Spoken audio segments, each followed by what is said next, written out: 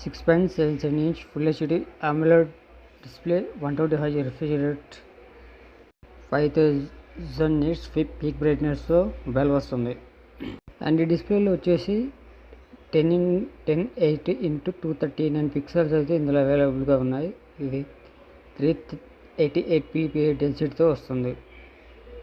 And screen protection వచ్చేసి Scott shield glass అయితే ఉపయోగించారు. అండ్ డిస్ప్లే విషయానికి వస్తే క్వాడ్ కర్వ్డ్ AMOLED డిస్ప్లేతో వస్తుంది అండ్ ఆల్వేస్ ఆన్ డిస్ప్లేతో వస్తుంది. ఈ డిస్ప్లే వచ్చేసి L1 సపోర్ట్తో వస్తుంది. అమెజాన్, నెట్ఫ్లిక్స్, హెచ్డి క్వాలిటీలో అయితే ఇందులో చూడొచ్చు. ఇక ఈ డిస్ప్లేలో డాల్బీ విజన్ అయితే ఉండదు. ఇది ఇన్ డిస్ప్లే ఫింగర్ ప్రింట్ సెన్సార్తో అయితే వస్తుంది. ఈ డిస్ప్లేలో వచ్చేసి wet hand touch and crazy hand touch అయితే ఉపయోగించారు. మీన్స్ చిన్న చిన్న వాటర్ తుంపర్లు ఏమైనా పడ్డా సరే కానీ టచ్ అయితే బాగానే పనిచేస్తుంది. అంటే కాల్ లిఫ్ట్ చేయడానికి, హ్యాండ్స్ చేయడానికి easy browsing. And crazy hand touch వచ్చేసి ఓన్లీ స్మూత్ స్క్రోలింగ్ ఫింగర్స్తో మాత్రం చేయడానికి ఉపయోగపడుతుంది. అంటే పైకి కిందకి ఈజీగా ఫింగర్స్తో స్క్రోల్ చేయొచ్చు. ఏమైనా వాటర్ తుంపర్లు డిస్ప్లే పైన పడ్డా కూడా ఈజీగా స్క్రోల్ చేయడం.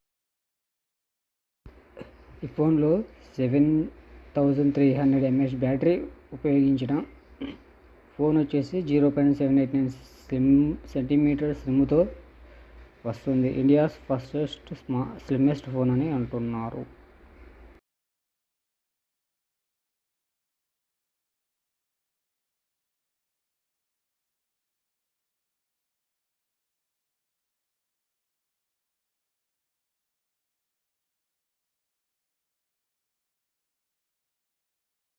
ఇక కెమెరా గురించి మాట్లాడుకున్నట్టయితే 50 MP సోనీ IMX882 కెమెరాతో వస్తుంది.